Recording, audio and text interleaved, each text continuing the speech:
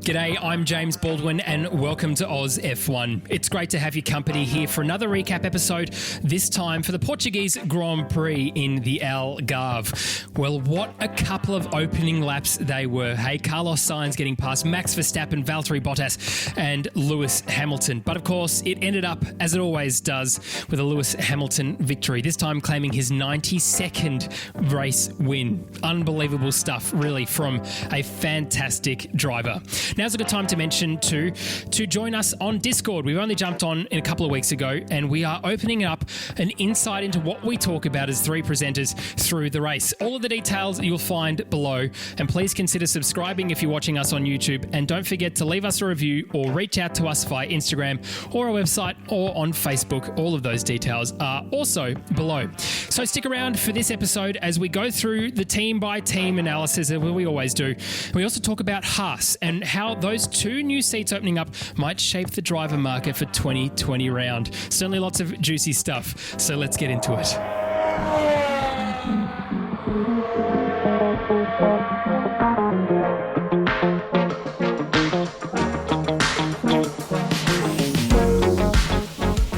And I'm joined, as always, by people who were previously my friends and people who are still the boys. It's my friends and yours.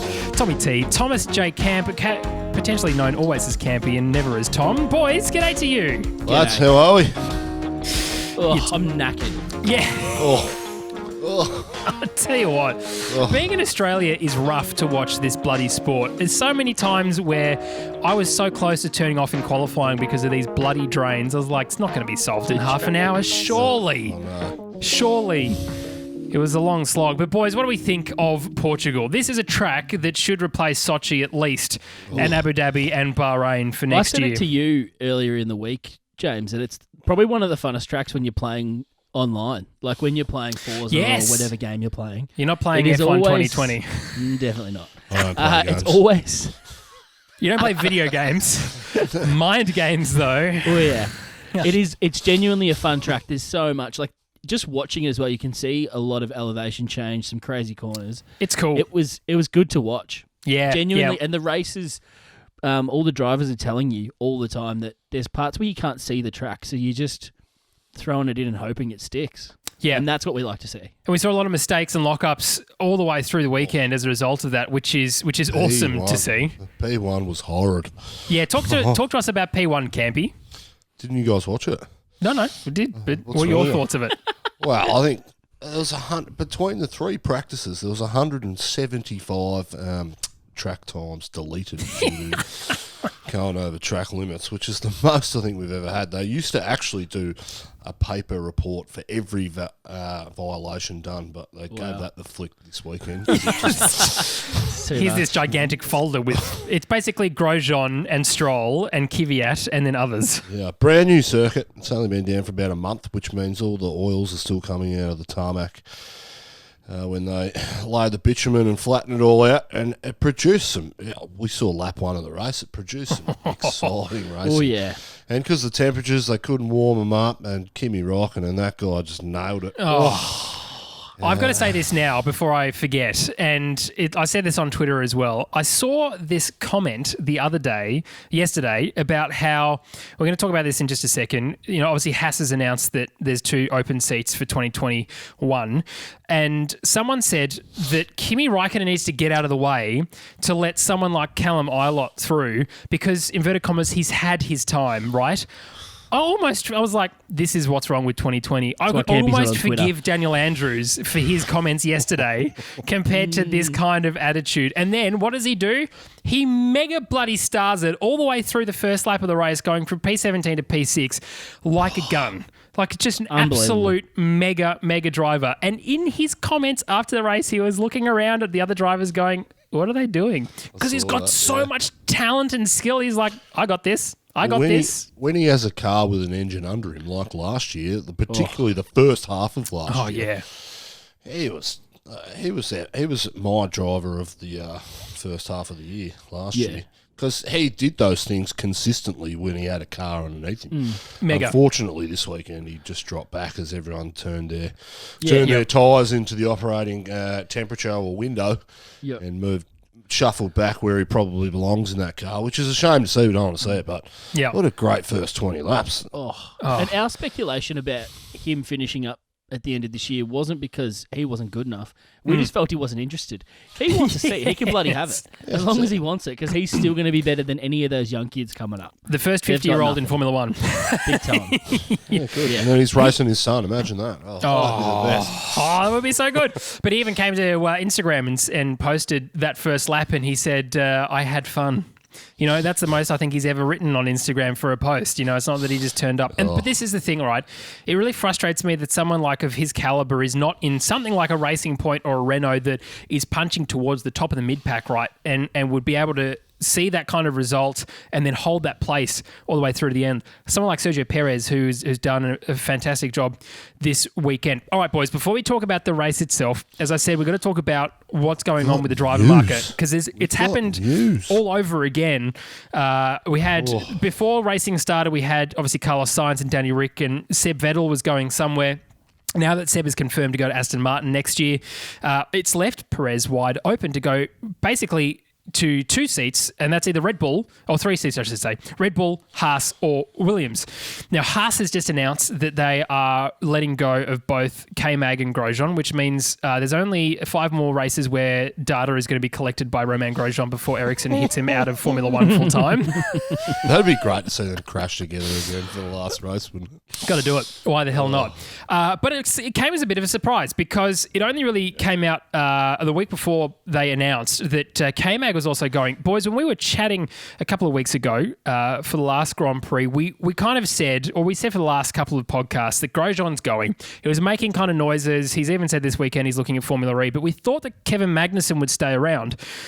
But you know, he's come forward and said, well, I only bring myself. I don't bring any money. And for HAAS, someone who, you know, is probably struggling with this whole downturn, especially in the US and the manufacturing side of what they do over there, are looking probably for more sponsors. And when you've got someone like William Story as your last sponsor, I kind of can't blame them, but it was a bit of a surprise. So, boys, let's go through HAAS right now. Your predictions, Tommy T, first of all, if you wouldn't mind.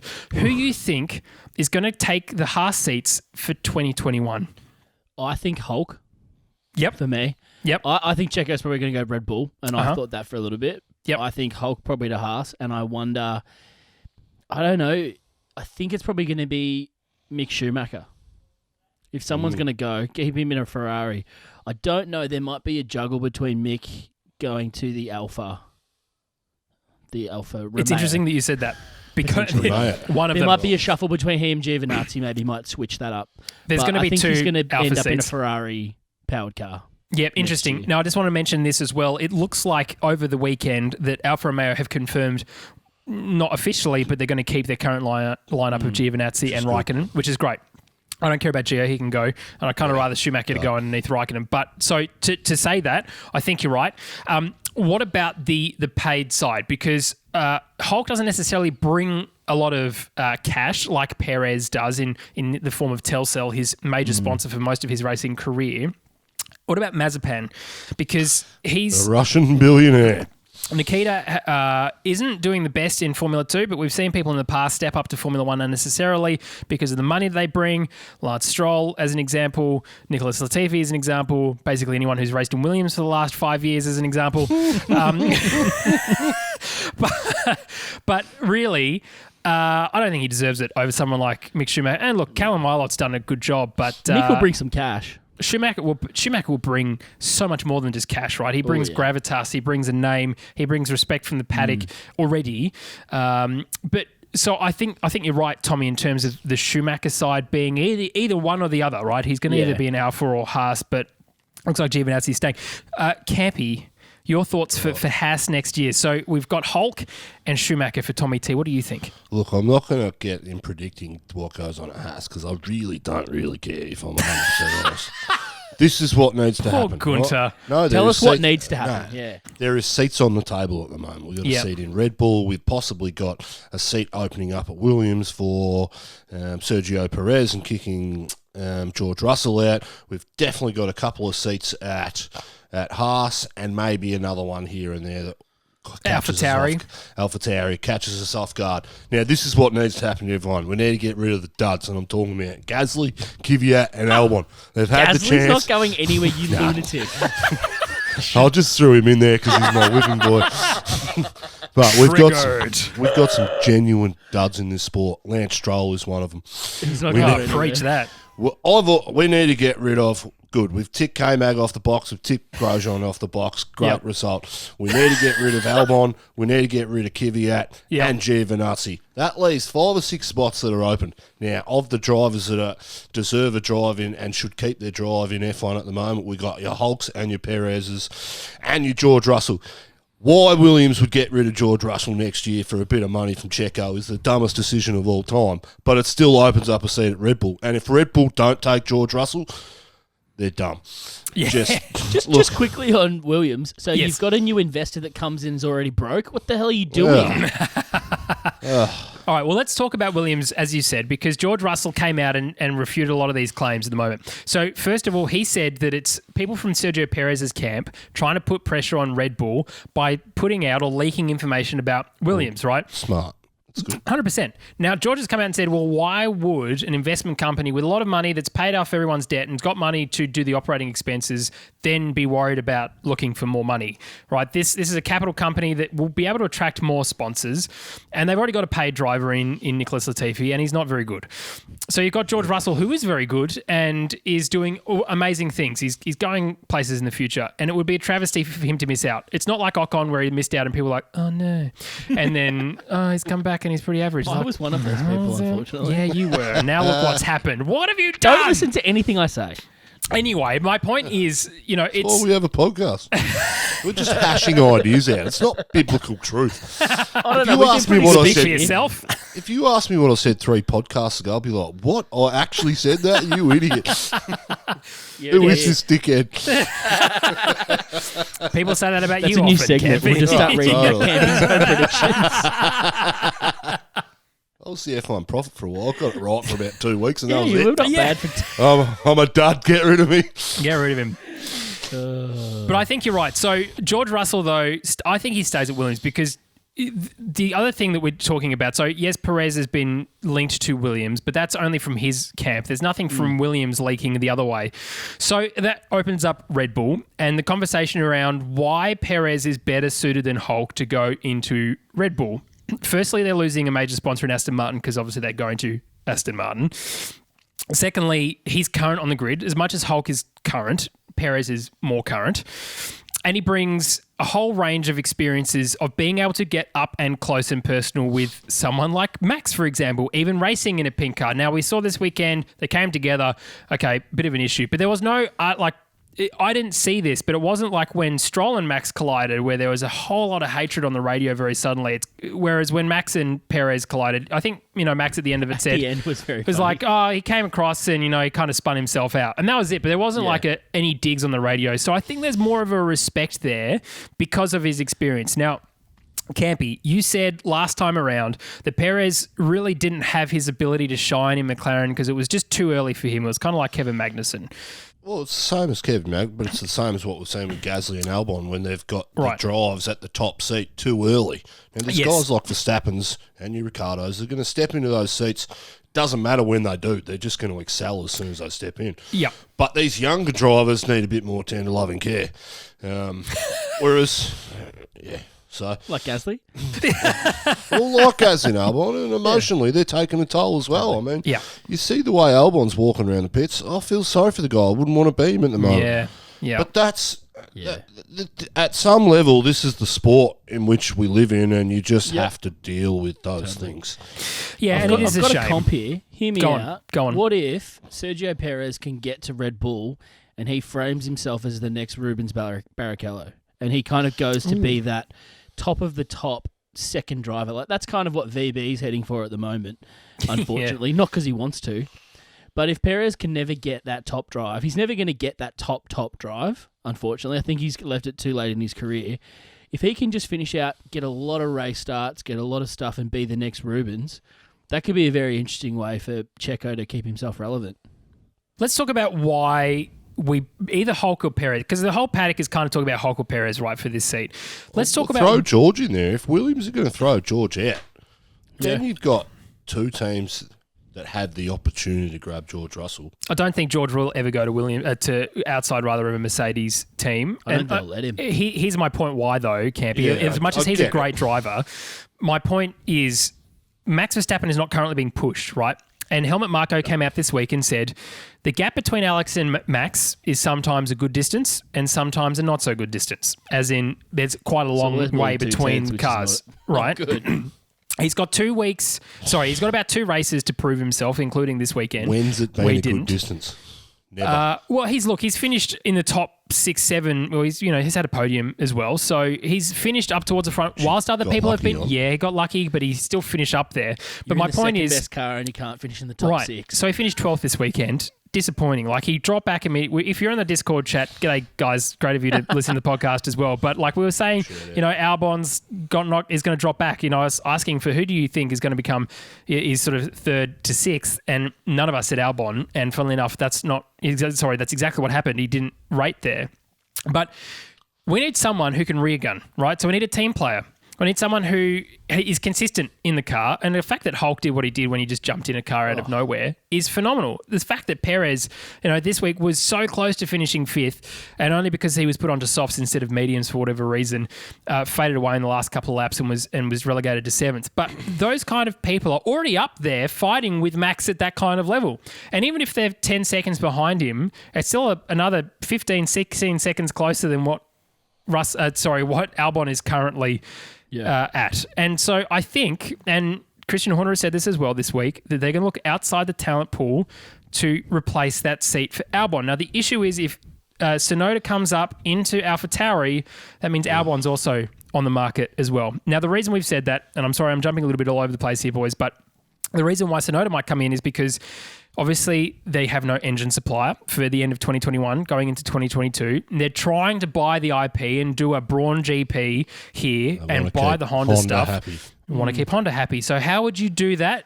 Getting Yuki Tsunoda into the AlphaTauri seat. Now, does he deserve to be there? I don't think he necessarily does. I'm against just getting everyone from Formula 2 because they've been in Formula 2 this year, so we must promote them to Formula 1 immediately. I'm against that idea. I don't think that's right. Yep. There's too many older drivers. I think of Pascal Wehrlein, who suffered as a result of not being in the right place at the right time. Super talented driver, smashing it in Formula E. The same for Stoffel Van Dorn. These guys haven't been afforded the opportunity. But you're trying to say that younger people do. Anyway, they've got plenty of time to do it. Even Mick Schumacher, he's early 20s now, so it's not like he's 17 and trying to be shoved through the machine.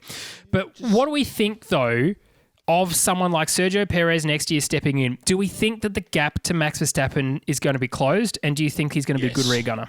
Yes, absolutely. Why? Why? Because he's consistently showed that he's got some pace in Formula 1. He's consistently thereabouts in a car which is not quick, which doesn't deserve to be on a podium. But the 3 or 4 races that you do get a year, he's consistently in those positions in order to get podiums. And that's been true throughout his whole career. Hulk is the same. Now, we said last year of Hulk that not that it was time to retire for him, but he's just, for whatever reason in Hulk's career, he never took his chances when he had them, like Germany last year. Yeah. Whereas Perez has taken those chances, but they're very competent drivers. I mean, put them up against the A-tier drivers and they're not going to perform as well as what we're seeing now. But, I mean, look at the driver he's up against. He's up against Lance Stroll. He's finally got some equipment in his car which is on par and the top spec of all their development, and he's creaming Stroll. Yeah. I mean, these guys can drive, and they can drive competently, and they're better than these younger guys. All we've heard about is talk about how good some of these young drivers are. Yes, we've got a good driver in Verstappen. Yes, we've got a pretty good driver in Leclerc. But the rest of them, for me, aren't performing as the way they should. We've seen that with Danny Rick going back to Ocon. Now, Ocon was touted as the next best thing, and Danny Rick's pantsed him. When Danny Rick goes to McLaren next year, he's going to pants Lando. And what we're beginning to see is that this youthful tack that F1 took for 3 or 4 years is actually a detriment to these drivers' developments moving forward. When the ones that are at the top and still there are still performing at the top of their game. If these young kids want opportunities, they're going to have to step up to a level that they're probably not yet capable of doing at their teenage years. So that's why you take a Perez, because you're going to get some money out of him. You're going to get another 3 to 4 years out of him. And he's going to be good for Max Verstappen moving forward if the championship's going to be closer next year.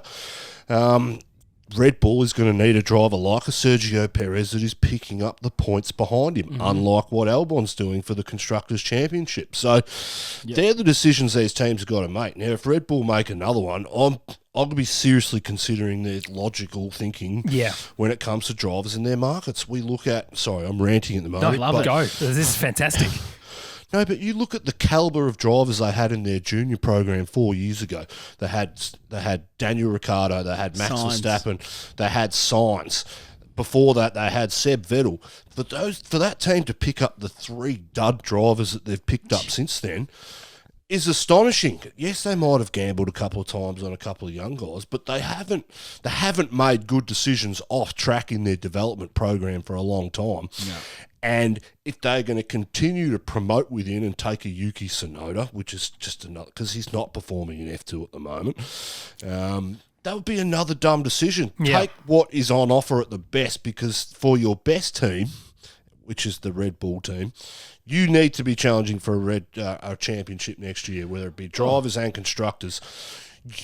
Don't think of AlphaTauri as your sister team. It's still a junior team that's going to develop, but you've got to gut it, get Gasly out and get 2 new young kids in, like your George Russells, or, if they could land a Mick Schumacher, or, they could fast track like an Oscar Piastri or something, just so that they can restock, because they're trying to hold on to the poor decisions that they've made for the last 5 years. Yep.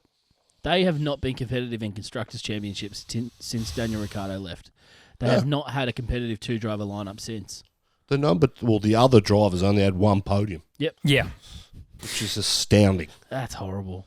Yep. To be on the 3rd/2nd best car this year, that whole time, and not have more podiums is insane. And it says a lot about where, as you say, Campy, in terms of the leadership of Red Bull. We know that Christian Horner wants to be towards the front. We know that Dietrich wants to be towards the front. And if we put someone like Perez or Hulk in this car, it's also not just they're a second driver. They could well win races. They could well actually fight for a championship. If you put the right environment and the right car underneath someone, and you give them the ability to go out and do it, and we know that Mercedes aren't developing this car anymore for next year, but Red Bull continue to do that. So that might mean that next year, you're looking, the first 2 steps might not be Mercedes 1-2 or Mercedes Red Bull. They might be Red Bull, which is a really interesting thought, but it's not going to be that way in its current situation.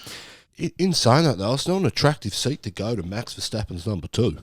Oh, hell yeah. I wouldn't want to be going to it, because I'm going to get beaten every weekend. I'm going to be pushed to the absolute limit of my capabilities. Yeah. We might find some diamonds somewhere, but that team is fully invested in Max Verstappen and don't care about anything else too. So it's...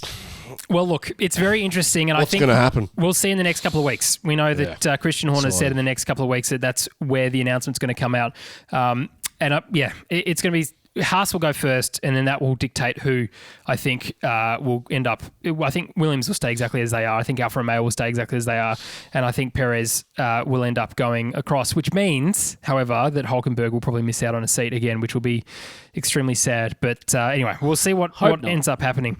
All right, let's talk about the television broadcast. Now, we'll put a caveat on this and say that one of us, who potentially is responsible for this segment of the show, didn't watch the full weekend. Who was that? Was that you, Campy? Oh, no, that was you, Tommy T. Okay. Well, we had a long weekend in Australia. We celebrated a public holiday. No, in Victoria. The rest of us got on with it. In Victoria, we had a public holiday for us. Called? It was called Grand Final Eve. Mm-hmm. It was called Thank You Day. Where was it really? Where was the grand final? That's what these retards on Twitter tried to call it. Thank you, Dan. Oh. Give me a break. But the good news is, in case you're wondering, we've got the biggest lockdown going around. We had a day off to celebrate a sporting event that we couldn't go to that was held in a different state. That was wonderful. 2 states away. Yes. It threw me out, and I didn't end up watching. I jumped onto Q1 about 5 minutes in. How can you call yourself a podcaster? Unbelievable. Okay, well, there you go then. And then I literally, because it was so late in Australia to watch, I set my alarm to turn it on just as we were starting the formation lap. So I've seen none of the broadcasts other than the race and qualifying. So what we might do is yielding to you two. rename this Campy and James's television broadcast review in brackets with input from Tommy T. It means we didn't have Karoon, so it's got to be a good score. So yeah, we're starting at least 7 out of 10 here. Campy, let's talk about the whole paddle weekend. pool. The paddle pool. We're going to talk about Ted and the paddle pool. My goodness, if there is, it's like their little recurring in-joke theme at Sky Sports F1 over there. Ted Kravitz. Crofty's just going, get in the pool, get in the pool. Ted's like, no, I can't. I've got electrical things around me. when there wasn't much going on track, the throw. If you don't watch P1, you're probably not missing out on a hell of a lot. To be honest, there's a lot of bad jokes going on. I like it. It's good. I think it's good. You would. Martin Brundle, I think, great. sighs the most during FP1 because of Crofty trying to feel like just speak into the void. That's of why he goes nothing for a happening. walk and finds a corner to sit at. Yes. Yeah, that's why we get Brundle's track review. They're brilliant segments. They are. And it was a brilliant segment this time around. So let's talk about when we cut to Martin when Pierre Gasly's car was on fire. Oh, wow. And it was Crofty was like, in 2 seconds, Ted, probably, because he always likes interrupting Ted for no real reason. And we were just going to cross down live to Martin, and he's beside where Pierre Gasly's on fire. He was like, I was going to talk about these corners, but yeah, you can just see over there. It's like, yeah, you talked it up to say something that just was unnecessary.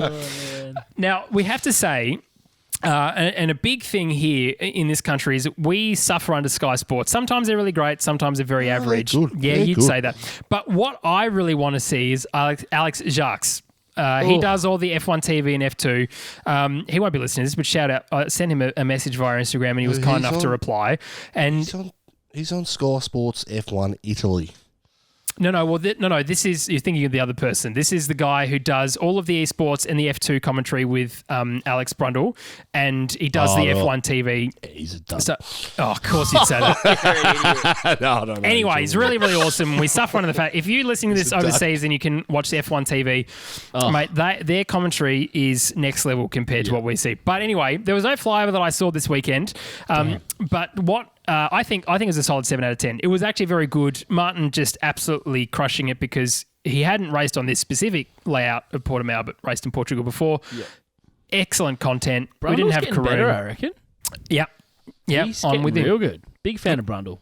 Campy, or maybe thoughts? He's always been good. Yeah, but I think he's just finding a sweet spot now as Crofty's fading off and being a bit of a dope.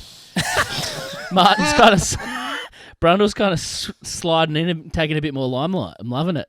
Oh, it's so good. I like him. I think we're too critical of him at times. Oh, wow, that's what you think we're too critical of. You cynical bastards. Take a happy pill, would you? Where am I? What the hell just happened? Sam, what's going on? Down is up. With that bit of disappointment of a segment. Let's move on to the race. Boys, first of all, I want to ask you who your drivers of the day were. And here's the thing. It can't be who the fans voted for. So it can't be Sergio Perez. Campy, who was your driver of the day? Gasly. What? That was a genuine shock. What? He was good. Wow. He was very good. He had some genuine pace in that AlphaTauri. So, and I'll give Charles Leclerc a mention too. My bloody hell! He 2 whipping boys in recent times, and they're coming up to the size of the day. Are you feeling like okay? acid coming out of my mouth, boy. Is this like when you're in primary school and you like treat a mean when you like a girl? And you're just like, you don't know how to show Gasly your love, so you're just mean to him all the time? Mate, I'm 32, still playing that game. Works a treat. G'day, Bryony, if you're listening. I'm going to go with Charles. I reckon he had a ripping qualifying. And he just... Here we go. He's good. Yeah. He had a ripping qualifying. He put that car way further than I thought it was going to be up the grid. And on mediums too. On mediums, exactly. Yeah. So I said it in our Discord. I was like, did Ferrari kidnap a strategist from Mercedes or something? 'Cause they actually did the right thing. They're cheating. Yeah, Clearly. yeah. Something's gonna happened with the come out. motor recently, Everything- but only everything Allegedly. last year's car. Allegedly. only in one car. Yeah, the 2019 spec is only racing for The for one FIA's side. in on it too. Yeah, Corruption. probably. What? They've got to help out. What? Allegedly. You just broke up there, Campy. Let's have to say that Nah, again. genuinely impressed. I didn't think Leclerc would be able to hang on. We said it before the race started that he's been able to qualify that car well, but he hasn't been able to hang on in the race. But he did, so full credit. Yeah, me too. I think Charles Leclerc did a fantastic job in it. Again, tastes like acid coming out of my mouth. They're not the same car. Seb Vettel and Charles Leclerc No are not way driving they're the same car. They All right, are boys. sabotaging. Let's go. Thank you for saying that with an Italian accent. Allegedly. All right, let's talk about team by team as we always do. Let's Williams first, and the guy who has his seat potentially in contention for next year, even though he's got a contract. George Russell. Apparently, they call him Mr. Saturday. I don't really know why, because he qualifies 15th and then ends up staying in 15th anyway. But he did pretty well in the What a right shit turns. nickname. Terrible. 35 from 35 in qualifying. Oh, he's a Call legend. Campy He's Mr. doing Friday well, because he this doesn't get guy. out of practice. Yeah, well, that's also a joke on Sky Sports too. Is it really? Yeah, they call him Mr. Friday. Oh, Mr. Saturday, sorry. Oh no, that's why I said Mr. Saturday. Anyway, he came 14th, and he did a really decent job. I think the guy is talent. He deserves to be in Formula One more than I think any of the other younger drivers do. To be perfectly fair, because he's pushing that car so hard, and it's really deserves to be right down the very back. When a driver gets a drive on talent and not financial backing, you know he's the real deal. He only finished 2 places behind Albon. There you go. If we Put had a that- safety car, he would have got a point. He was ripe for that safety car to come out from lap 30 onwards, and it just didn't. And we just didn't have a safety car at all. unfortunately, a few of them were kind of hedging. Ocon was hedging for that strategy for sure. Yeah, He did about 7,000 laps on his first stint. he did, didn't he? Bizarre. But Yeah, genuinely, odd. I don't know. Do you guys think that George will get a point before the end of the year? Well, I'd hope so. I don't necessarily think he will, and Yeah. I mean Imola maybe, but it just depends on track position, right? This is it's not a track that is going to be fantastic for overtaking, and we're only 7 days or less away from that race. But I think he deserves it. I'm not necessarily sure the car. You know, the top 10. There has to be a lot of other people who crash out. It's going for to have that to be something happen. like a safety car or something opportunistic. Totally. Yeah. But the guy can put it in the right spot. Someone who can't put it in the right spot, Nicholas Latifi, he ruined Daniel Ricciardo's lap, didn't he? If we think back to the pre-race.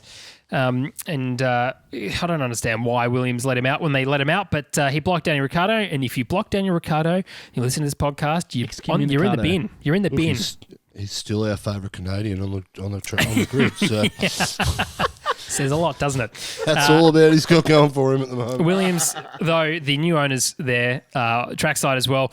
As I said last podcast, we haven't really heard peep from them, so they're doing good things, and we hope they continue in that forward direction. HAAS, Grosjean collecting so much data in 17th after receiving 70,000 black flags for track limits. Seriously, he's going for a Jeez, record. unbelievable. And Kevin Magnussen ahead in 16th. I mean, it's got to be pretty demoralising, I guess, when you lose your seat. And K-Mag I'm talking about here because, as I said, Grosjean's been sort of indicating that he's going to lose it for a long time. But K-Mag for the first lap every race pretty much this year has made up a huge amount of positions, and this race he didn't. He wasn't anywhere near making up those positions, but they were very average this weekend. No surprise with the Ferrari power unit. Someone who wasn't average, though, Kimi Räikkönen in Alfa Romeo, and I want to just jump straight to them. Now, Giovinazzi finished in 15th, and as I said before, I don't really care whether or not he stays or not, but at least they're giving him some consistency alongside Kimi, I guess. You know, so hats off to them for doing that. Well, he's done better this year against Kimi. He hasn't been absolutely smashed. You know what I Yeah. mean? Like, he's had some opportunistic kind of moments, but nothing special. It's good. But Kimi, Kimi- though, That first Just- lap, Campy, tell us about the first lap. Yeah, we spoke about it at the start. He made up, 11 positions on lap one? incredible. About 10 positions, 10, 11. Made a killer joke about it after the race too, and He's such a moving legend. on. I mean, unfortunately for him, if he had done that in a car that's half competitive, Yep. I mean, he's scoring points. He was so unlucky not to get a point. Oh, and he was on Seb Yeah. But this is what I'm talking about with that Ferrari not being the same as Charles. Yeah. Like, they're both quality drivers. We'll get to Ferrari. Let's just talk about Kimi. Go on then. Guy's a great benchmark for Giovinazzi. Yeah. He will teach him a lot off the track. I know Kimi has a personality outside of the car, which we all love. The Finns, they're a great race of people, just quality individuals over there. But sorry, I lost much. No, but he'll be good in a team environment. I think that's why he's staying on. Yeah. He's still, look, as much as he comes across as laid back and just does this for a hobby, he genuinely is a racer at heart. He still wants to be here. If he didn't want to be in F1, he's got plenty of other better things that he could and would and can do. Yeah. But he's still here. He still works hard at it. I mean, he's still taking, 250 flights a year, which is hard work, and it takes its toll if you've done it for many years. So the fact that he's going to stick around next year says that he's a racer at heart and he still wants to be there. And he's good for any organisation that he's in. Yeah. Big time. And he's good for Alfa Romeo. And in 2022, when the regs change, we may see some of the progress that he's done behind closed doors to improve that team. One can only hope. One thing that we didn't mention at the beginning of the podcast is his video with Giovinazzi going around the Nürburgring, the proper Nürburgring this time I'm talking about in that Alfa Romeo. Nordschleife. Oh, man, that was one of the funniest videos I've ever seen of Kimi Räikkönen because he was just trying to, he was like, oh, and just like not looking where he was going and accelerating hard, going, are you feeling okay? That Gio's like, this really sucks. Please look, Kimi. He was having the best time, and that made me very happy. It was good to see. So I think when we were talking at the beginning of the year, as you said, Tommy, earlier, we were like, we don't think he's going to continue. He's legitimately not enjoying himself.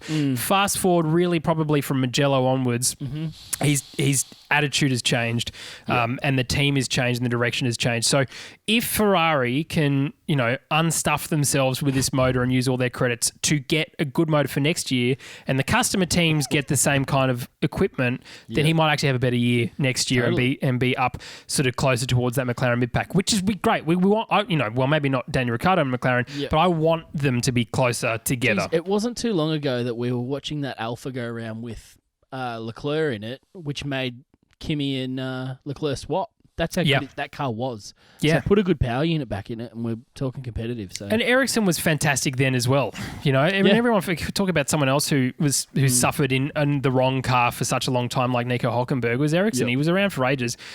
Great driver. Ericsson took their line spot. Yeah.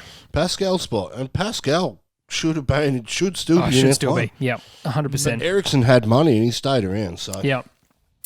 Anyway, well, let's talk about Alpha Tauri, the other Alpha. Kvyat really, he's checked out as far as I'm concerned. 19th this time around. Gasly, though, 5th. And I can't believe that Thomas J. Camp, affectionately known as Thomas J. Camp, actually said driver of the day for Pierre Gasly. But boys, he had a stunning race. He really did. This is what happens when a team comes around a driver and supports him.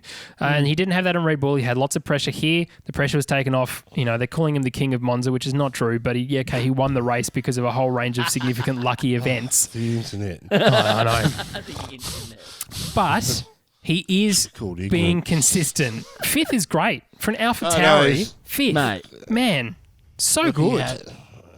He hasn't done anything since his win, right? This is the first race he's done anything since his win, so he needs some consistency. But he's genuinely, I'll give him some credit. He's extracting some pace out of that car, which Kvyat cannot. Yeah, and all credit to him.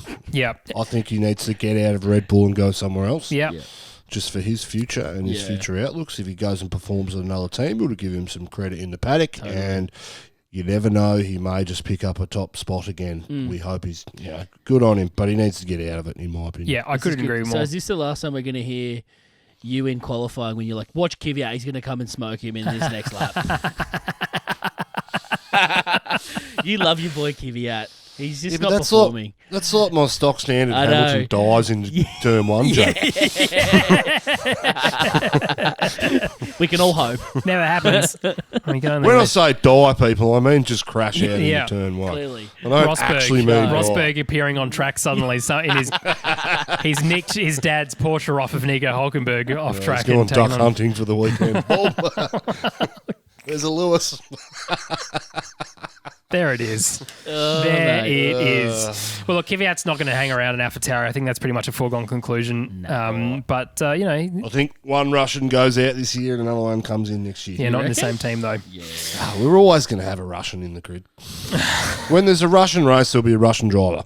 Well, Just why is like there a Australia, Russian race? There shouldn't be. It should be Portimao and not Sochi. We should have a There Portuguese shouldn't driver. be, but there's quite a few dodgy dollars floating around in Russia, Is and they've there? got money to spend know. on things like an F1 Is I that race. reckon we'd have a allegedly fair bit comment? of fun in Sochi, the three of us. I reckon we could. We should go there. That'd We be a don't- lot of fun. But you guys have experience being in a gulag, so maybe we'd have some fun. Let's talk about... Yeah, I know what to say and what you can't. Also know how to dodge the rules.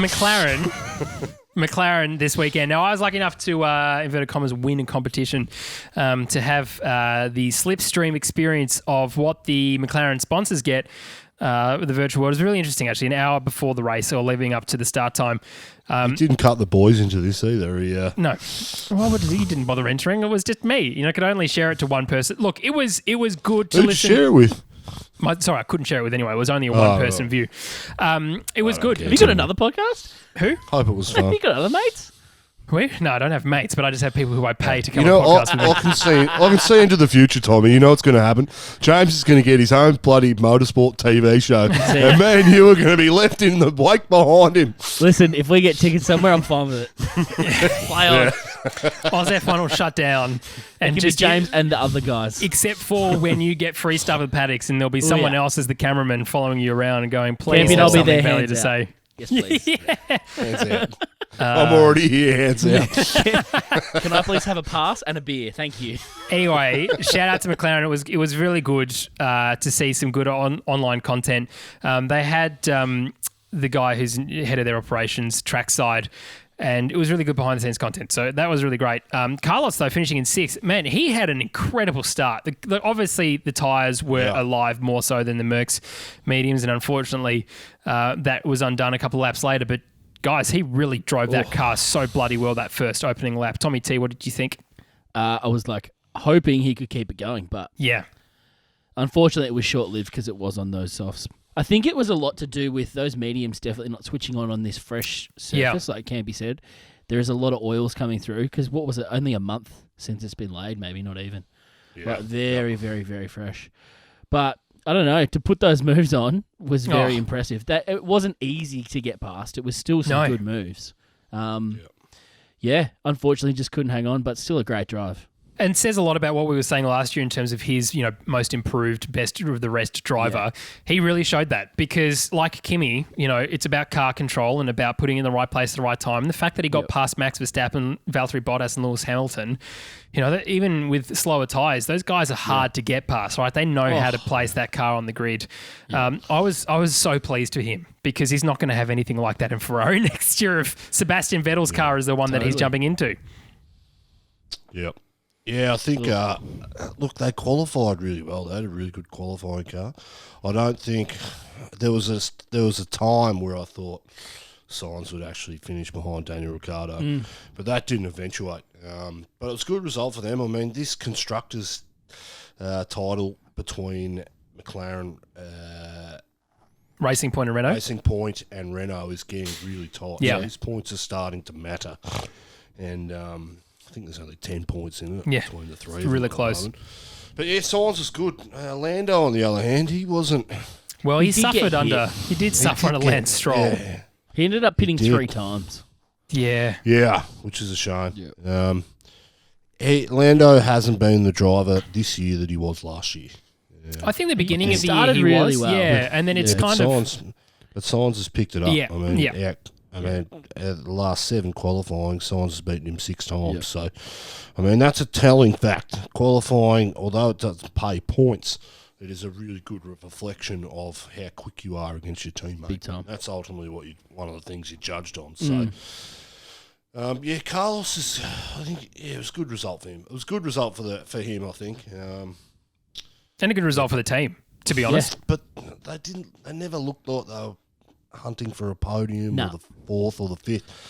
They were the top of him and Perez were the top of that midfield battle. Yep. I mean, between those three It teams. was literally a genuinely safety chance to car win. away from shaking it up, and they could have a chance. It was just Leclerc managed to get that gap, and then pitted into that gap and managed to hold on. And we're at the stage in the season too. We don't know what McLaren has done in terms of development for the car. They may have left it halfway through and said, "All right, we're going to concentrate on next year." Now we know there's some issues with how many upgrades you can bring to the car next year, and McLaren already have to use a lot of their tokens on an engine, just because they're changing supplier. So that limits the development in other areas of the car. There are ways around it. Teams are starting to use developmental flaws for next year, this year, and they can use it under the guys next year under the guys of, it was a part we used last year. So there's a way around it, but I think McLaren, I think they've dropped off from that mid-pack in the last 3 or 4 races to the point where I think from a common sense perspective from where they were at the start of the year to now, I think they're the third best team in that Renault Racing Point McLaren battle. Yeah. But I think they're concentrating a bit on next year to get the car right for next year. Well, and I think there's only so much you can do until you get that new power unit. Yeah. Totally. There's a lot of changing with that. Like, everything comes off that, basically. So it wouldn't surprise me if they're putting a bit of development interest into next year instead of this year. I mean, what have we got left? 4 races? Yeah, it's 5 races, which is not a lot really when you're thinking about, the weird... Bahrain doesn't count, so... Or Abu Dhabi, you mean? Abu Dhabi, sorry, yeah, that's what I mean. No, you're right there for sure. Well, look, I'm excited for next year. I'm excited for the Mercedes power unit in that car. I don't know when they actually get access to the motor and they can start building the car around it, because obviously, it's this whole process. But look, good for them. Obviously, from an Australian point of view. I say obviously, not that obviously, but Bathurst 1000 happened last week, and our mate Zach Brown has an interest in the Andretti United Waukesha entry, which was good to see him on the screen. He's at the mountain too. Well, virtually. Yep. And he said, Zoom. and he was like, Carlos has driven this car, and there was probably crickets around the V8 paddock, and he was like, Carlos Sainz. And I was like, Formula One gets mentioned at Bathurst. So I was happy about that. But Bathurst was good for us. Shout out to the Aussies or anyone else around the world who watched that race. It was a good way of spending a weekend. It sucked to see no fans on the hill. Oh yeah. What a shame that is. Almost as sucky as watching shut down because of the flu. Craig Lowndes' drive being slammed into the wall by a rookie error. Oh, mate. Yeah. Anyway, we're not a V8 Supercars podcast. We could easily be. But yeah, McLaren doing really well. All right, so about Ferrari. And as I said at the beginning of the podcast, and now is the time to talk about it, Sebastian Vettel and Charles Leclerc were not driving the same car this weekend, and they weren't last weekend, and I don't think they were the weekend before that or the weekend before that.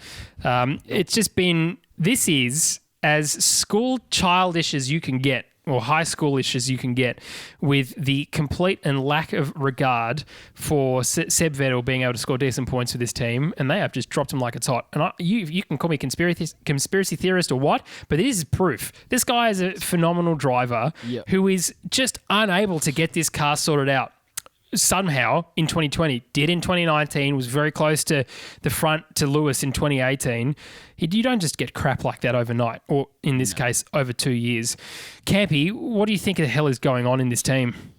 Oh, we've said it every week. They're not driving the same car. Seb came out after qualifying this week and said Leclerc is on another level. Yeah. He's operating in different universe to where I am at the moment. I just don't understand how Seb, the quality of driver that he is, yes, there's some confidence, which can obviously have an effect on your times, but, I mean, look back to pre-season testing. I mean, they're in the same car. They were toe-to-toe on lap times. For him to drop off so much, and fundamentally not a lot has changed on that Ferrari since the start. I just don't. There's something else going on, but we've seen this Ferrari. They've got a history of it. Yeah. So, it doesn't surprise me. It's a shame. I mean, it's not a good look for Seb and his brand. But it makes Leclerc look good. And as I said last time, I was pretty critical of the optics of this and the PR department of Ferrari and the way that they go about business to make it look like their decisions are the best. Yeah. This is what it is. And I don't like seeing it. No. I hate to say it, really, but Yeah, I genuinely think the fans are pretty cluey on this now. I don't think Seb's being seen as a terrible driver. I think everyone's kind of aware that Ferrari's thrown him under the bus and watched like the first handful of races of him in an Aston, and he's going to be giving it to Stroll, and we're going to say, Seb is good. We were right. Like, yep. The issue I think is that he's sort of taken Perez out of that certainty in Racing Point / Aston Martin, and people are going, well, you're looking at someone like Perez who's fighting up towards the front and Vettel who's fighting down towards the back, and you're like, here's the guy who's replacing him. Well, yeah, that's fair enough to say that now, but unless they're in the same car side by side, you can't it's not a good comparison. So, I'm excited for Seb to get out of that environment. I think he is too, to be perfectly honest. Oh, man. I hope he opens up about it, to be honest. I don't know if he will, though. If I'm Seb, I'll just go, you know what, stuff these last 4 races. I'm just going to go and take an early Christmas. Get out of here. Yeah. What's the point in hanging around? No. And that'll take a leaf out of Kimi's book, do the race, go have some beers. He's handled this season like a consummate professional. Yeah. He has. Not came out and rubbished the team, which young Seb would have. Young Seb and Seb of today is 2 different people. Completely. Yeah. Which he's learned, which is a good thing. But I want him to go back to the Seb of the 2009 to 2013-14 era. Yeah. You get to see what we think. I think he will ultimately do that at some stage, whether it be a book or a tell-all interview, or maybe as soon as his Ferrari contract ends, he's just going to come out and blast Bonotto. I think I said in our pre-season predictions that this will be our version of the Kardashians in the F1. Wow, what a reference coming from Campy. Surprised Campy knows what the Kardashians are.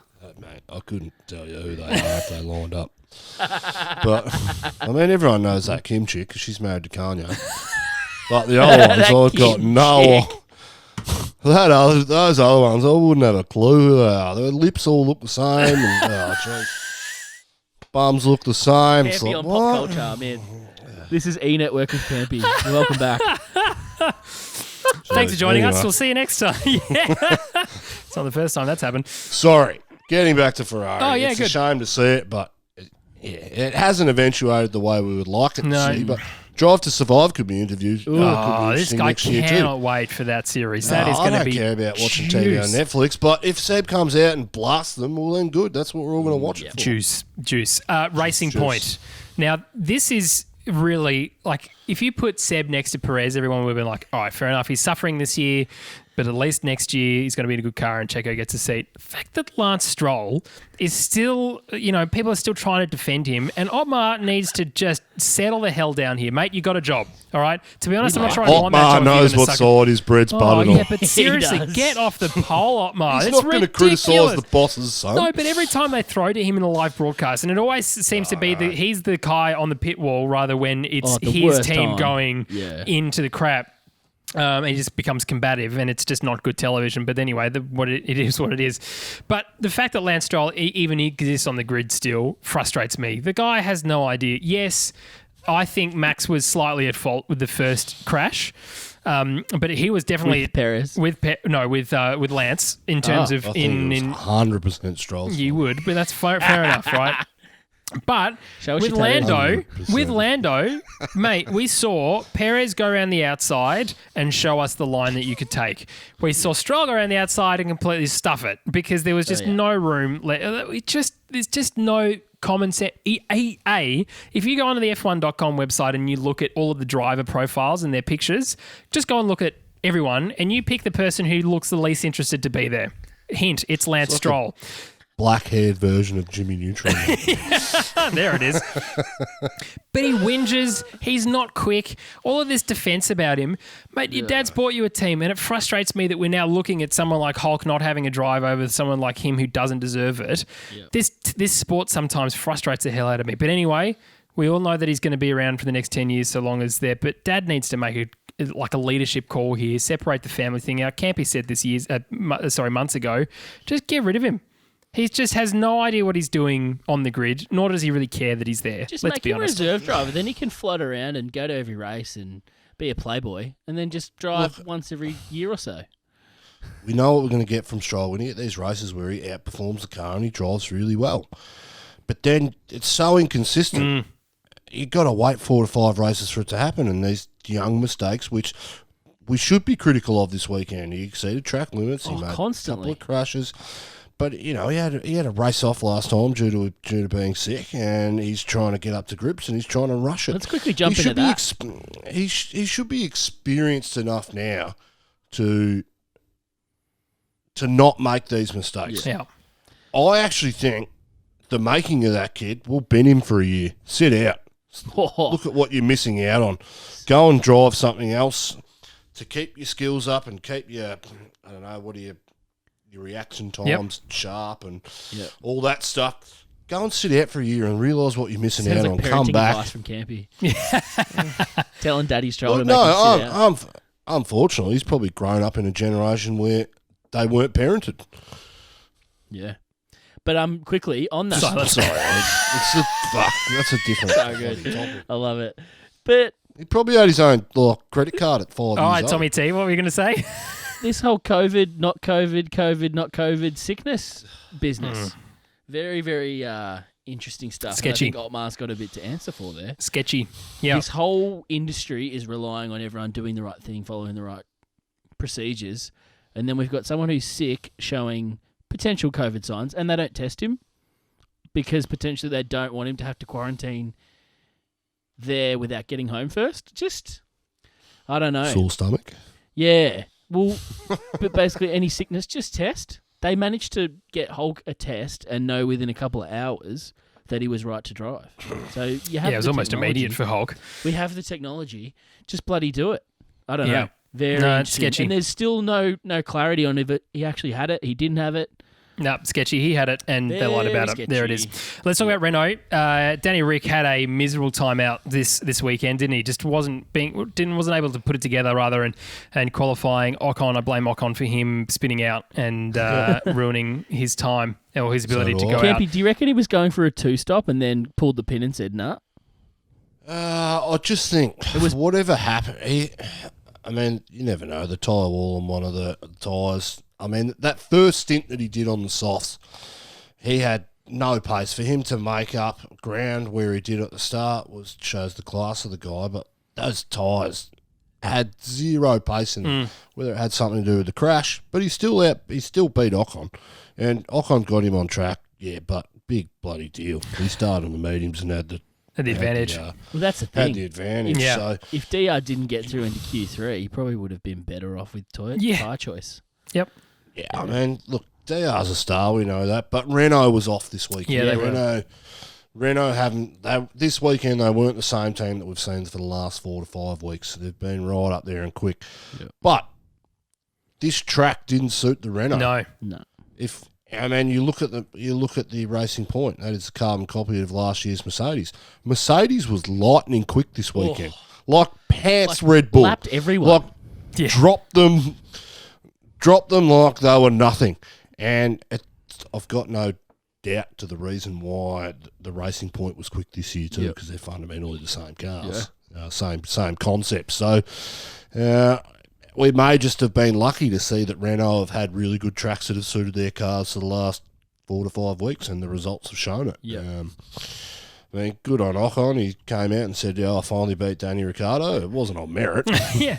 It wasn't because he did anything right. No. It was just that Danny Rick and Renault had a bad day, and he still got beaten by him in qualifying. So, Credit to Ocon, though, for managing to stay out for the 7,000 laps on the original mediums that he was on. But, I mean, that's his tyre management, isn't it? So he can manage the tyres well. We know the Renault doesn't use tyres as aggressively as other cars on track. Renault have done that 5 or 6 times to Danny Rick over the last 2 years. Left him out so long. It's like, geez, They were just praying for a what's the safety point? car and it never came. Whereas every other race this year, I feel like the safety cars come at the wrong time for Renault. Yeah. This time it just never came. You're like, we were so ready for you. Frustrating. Yeah, it was pretty. Yeah. And considering last fortnight with the highs of the podium, with kind of it felt a bit short, but that's all right. Let's talk about Red Bull. Any news on the tattoo? No, well, he's got 2 Australian designers apparently. I think they're Australian on it. So, You can just imagine Danny Rick dumping like 50K to design it. Sure. oh yeah, he would, and good on him. Why the hell not? Let's talk about Red Bull. we've said that Albon just hasn't been there. I think he kind of knows it in himself now that he's not going to go anywhere soon. And he might be leaving this whole sport soon. He's not going to necessarily stay in that Red Bull seat. Genuinely, he came 12th. He qualified fairly okay, and he had the ability to put it up there and keep it up there. As I said at the very beginning of the podcast, look at Daniel Rick, his opening lap. He's just squeezed Albon out of the way and was like, "See ya." In a car that is effectively slower in every single way, especially around this track. I made the point in the Discord, like, bloody Norris had 3 pit stops, was hit, and ended up only being 15 seconds behind Albon on his, like, desired strategy, basically. Yeah, it was odd. Not good enough. Got lapped by his teammate. Yeah, and they're like, never a good now sign. We have to see if he can hold on to the back of Max's gearbox. It's like, after being blue flagged, should have done that already. Shouldn't have to. Can I just say, I've been saying this for 18 years. Yes, Campy, we know. Yes, you're very right. No one right. is ever going to be as good as Max is kind of what we were hoping. Welcome to Oz F1, where Campy's always correct and Tommy and I have no idea what we're talking about. I think. Cheers, boys. Do you think it would be interesting to see? Most of the comments would back me up. What about Albon versus Gasly back at AlphaTauri? Well, that'd be interesting, and I think that's what should happen. I don't think Tsunoda should come up. I think Albon should be given the opportunity to show that he has that right. And he did. Toro Rosso last year, think about China. He drove the wheels off that bloody thing. Yeah. It was an incredible performance by a guy who was in a car that suited him and had a good team around him. Mm-hmm. That's what needs to happen. Yeah. He'll have a much better time in Formula One. There'll be a bit of beef probably between him because of what happened, and the fact that he took Gasly's seat. But now that Gasly's outperforming in the AlphaTauri, I reckon he would probably be like, can you put me back there, please? I reckon that'd be a fun, competitive kind of battle between those two drivers. That'd be good to see. Yeah, and it also allows Red Bull to develop their junior pool, as you were saying, because they're both still younger drivers. They haven't necessarily been around forever, and Albon only came in last year. So put him back and let him grow. I think he deserves that. He's a nice enough guy off track too that, says that he should be afforded that opportunity. However, we know what Karen's like, so it's probably unlikely to happen. But Max Verstappen, guys, superstar, isn't he? Really. The fact that the car just wasn't as fast as the Mercedes, but he still was putting it up there. That guy must be so bored, just sitting around going, cool, third's the best I can do. You're not wrong. What interested me over the weekend was Mercedes and the Mercedes social media admin, maybe not necessarily thinking this was going to be picked up as much as it was, but he's saying that Max Verstappen is welcome to test a Mercedes at any time. Sorry, VB, are you our other driver? We don't remember. Yeah, that was a bit of a... They actually say Oh, that. yeah. Yeah, because they were talking about... That's just some guy on Twitter, though. Someone was saying, the question was, is Red Bull closing the gap to Mercedes in terms of development? And Max said in the interview, well, we'd really need Lewis to drive the Red Bull and me to drive the Mercedes to be able to show that, yes, some progression has been made or not. Yeah. And then it shows, maybe one of us is better or whatever.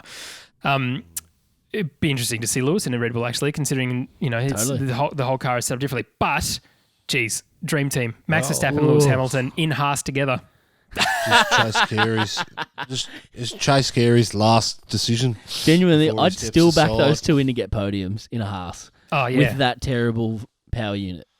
Give me a break, boys. All right, well, let's talk about Mercedes and then we can talk about Fantasy League. So Lewis, obviously... we said this last time around. He equaled Michael Schumacher, and he's an incredible driver. He beat the record. Yep. 92 wins. Bloody fantastic. Yep. If you put all of his seconds and thirds together, it still doesn't count the number of firsts that he's got, which is a stupidly good statistic to have. Wow. Yeah. Good on him. Had a really beautiful moment with his dad. Oh, it was so nice. And you know what my favourite part was? His dad got his iPad out and took photos and a video on his iPad. You want to have a real dad moment? You take footage on your iPad. Get a phone. It was a beautiful moment. We're witnessing history. Mate. He could go on to win another 15 to 20. And I love his dad because I think, he pushed when he needed to push when he was a younger guy and he sort of let him go. He hasn't been that all-controlling kind of father figure that we've seen a lot of other fathers be. And I think Jos Verstappen is a similar vibe to what Max is. But I'm glad that he was able to be there. A bit of a tearjerker. It's good. It's good to have some emotion in this sport. And everyone's going, it's boring. This is what it was. Yeah, it was a predicted podium like that. But good to have that kind of emotion there. And Lewis actually spoke really well. It wasn't just a flippant comment this time. Yeah, he actually was genuinely emotional, which was really, really good to see. It was well thought out, well said from the heart, and it was genuine, Yeah. and it came across. And so good that he was able to do that in front of fans as well. He didn't say that we have the best fans in Portugal, but, there's still time this year for him to say that. No, but good on him. Good on him indeed. All right, Ripping let's talk race. Because he's not going back there next year. So correct. He doesn't have to say it. Let's talk about the Fantasy League, boys. We've had Do we some... want to talk about Valtteri or... No, not really. I'm heartbroken for the guy. Man, he had a ripping qualifying, then Lewis like, I'll take that. Do you think he should have done 3 laps like Lewis did in Q3? I think so. I don't think Pole would have changed the result. I just think Hamilton's race pace, he extracts something out of these tyres in this car that Valtteri can't do in racing conditions. Yeah. Now, Valtteri's picked it up this year. I mean, the last 7 races, the total qualifying is less than a tenth between the two of them if you add them together and subtract them. The guy is lightning quick around 1 lap, and he's taken it to Lewis. He's generally doing it. But for whatever reason, what Valtteri has to do to get the car in that position for qualifying dictates something to do for the race, and it makes the car less of a good race car. Yeah. It's horrible English. I'm sorry for that sentence. We're all tired. It's a shame to see. I think Valtteri's got a shot next year. Yeah. He needs to go back and reset, and he needs to maybe not worry so much about qualifying, strictly on race. Yeah. Qualify second, and he's got a chance every week. Yeah. If he qualifies seconds, he might get 1 or 2 qualifyings over Lewis, but he's got a chance every week to beat him off the start. And that's what I'll be throwing all my attention to. And we know he's good with his starts. Yep. The guy. Look, I think it's a shame for the guy, but Lewis probably is the greatest driver of all time. Yeah. Right? What do you think would happen if VB got the softs that he wanted at that last pit stop? He would have fallen further back. Max would have caught him. The softs just weren't activating. We saw that with Perez, right? They would have died he was off, up front, and then probably he would have had fastest lap potential. Is kind of I think what he was angling for. Yeah, but realistically though, is Mercedes have a really good strategy department? It's not like Ferrari where Seb's the strategist and the engineer and the driver. VB has to acknowledge that Mercedes have got all the data and they're making the right decision. So yes, he knows full well that that's what's going to happen. And he's going to go into the same tyre. And we had this conversation. Can I please have the softs he goes in? They put hards on. He's like, damn it. Yeah, but is that not just him saying something out loud to get some attention about it? Yeah, because he's starting to play games, which is what we need him to do. He's gambling a bit. He's going, whatever Lewis does, I'm doing the opposite. Yeah, because I have to. And unfortunately, the 2 decisions he made this weekend went against him. Yeah, in his choices he made. Yeah. And anyway, his luck is going to come around at some stage, and when it does, he's going to do it Rosberg and win 5 to 6 on the trot, and we're going to go, geez. Great. I hope to so. see it. Yeah. So. We love VB. That would be awesome too. And, Lewis would probably love to see that too, to be honest. I know that he wouldn't win the championship, but he'd be like, good, because he's always complimentary of Valtteri. Anyway. All right. Now let's talk about the Fantasy League. I have to say, guys, there is some... I haven't checked There it. is some... What's going on? You bloody wouldn't. Every bloody time we get to this segment, I'm not interested.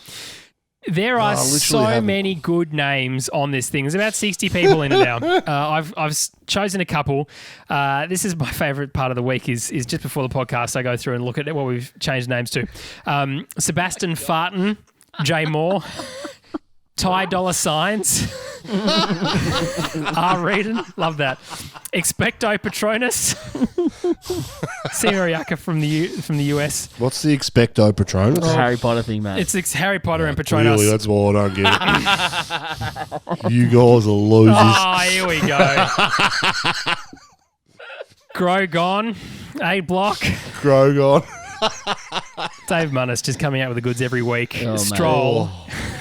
1, Leisurely Walk. 2, Muppet. Kimmy, 0, giver of F words. Hayden Morrill, well done. Top 3, Gasly on 5. We have had no change. These are Moxley, Jay Moore, and Timmy Bowden. You guys are nailing the top 3 spots. Well done, you. Campy, you're 25th. You're going further back, as am I. I'm in 20th. And Tommy T, good news. Your team you don't have access to is slowly gaining on the team.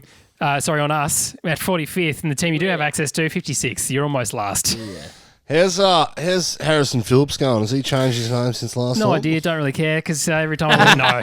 He's outstanding. To be honest, all of you, everyone who is part of this F1 fantasy league, basically is better than us. People who have leisurely walk at his quality. Good. Dave Munnis, just absolutely killing it. And a shout out to Dave and to everyone else on the Discord. Seriously, if you want a bit of fun for the weekend, we've got an Oz F1 Discord, and instead of the three of us chatting via text message, instead we've moved that across on the Discord, and we've got other guys jumping in and having chat too. So if you're doing that already, thank you. We're loving it. It's a lot of fun, and you get a bit of a glimpse into that side of how we talk about race weekends. If you're interested in doing that, you'll see all the description below the link to be able to do that. Join us and have a bit of fun. And we also love your input. We take what you have to say over the weekend, and I form some notes, and we have a bit of a discussion. Campy tells you to shut up. You guys know more about this sport than we do. Yeah. We just have the I'm platform. just here for the jokes. We have the platform. So, look, boys, thank you so much. I'm looking forward to Imola because it's this weekend. I'm not necessarily looking forward to the track, but I'm looking forward to the condensed weekend. It's going to be really good to just get out there, bloody do a qualifying session and go straight into the race. I'm thrilled. Predictions, there's going to be a Senna tribute, I reckon. Well, during, there should be a Senna tribute for every bloody race, This to be is true, perfectly but fair. I reckon we're going to have a Senna. I think we're going to see Lewis Hamilton win again, which is a boring prediction. Yep. Doesn't Zach Brown own that McLaren now? Ooh. There might be one of Senna's it McLaren. might be Who one of the owns- ones who- that he does own. Interesting. He does have a Who owns McLaren it? Senna. I don't know which one it is. No, I mean the F1. The car. The car. Oh, as in, sorry, not the actual who owns McLaren that? Senna. No, Of course he does. He's the CEO. He's got whatever he wants. He's got a speed He's like, tail. I'm I'd taking have that one of home those. tonight. Yeah, if you don't It's got mind. too many shiny things on that thing. Who owns it? Yeah. Anyway, it's either him or Jay Leno, to be perfectly honest, because their car collections are mega. But, boys, we're not far away from being able to do another podcast. If you enjoyed this podcast, please consider subscribing if you're watching us on YouTube, and wherever you get this podcast, leave a review. Shout out to us on Instagram, on our website, on Discord. Boys, as always, it's been an awesome time reviewing this Grand Prix, and a big thank you to the boys at On Time for all the music, as always. We will see you in a week's time for the Imola Grand Prix.